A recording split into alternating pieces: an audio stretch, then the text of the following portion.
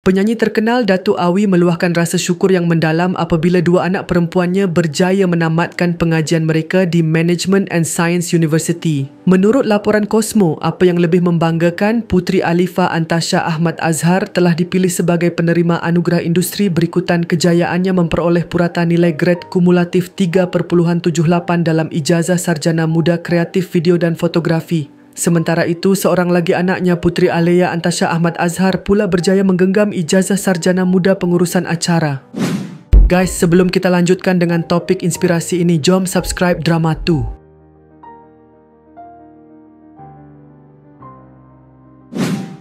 Awi atau nama sebenarnya Ahmad Azhar Othman berkata beliau sangat menekankan kepentingan pendidikan dalam kehidupan anak-anaknya kerana beliau percaya pendidikan adalah kunci untuk mengubah nasib mereka.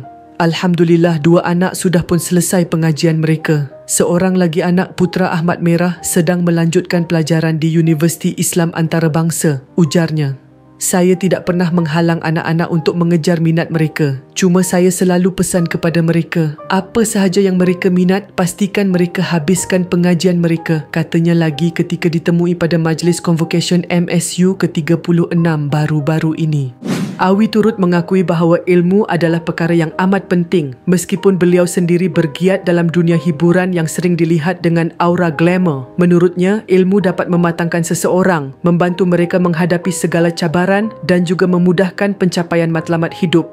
Sementara itu, Puteri Alifa turut berkongsi kegembiraannya kerana dapat memberikan kebahagiaan kepada kedua ibu bapa mereka, termasuk Ibu Arni Nazira dengan pencapaian yang diperoleh.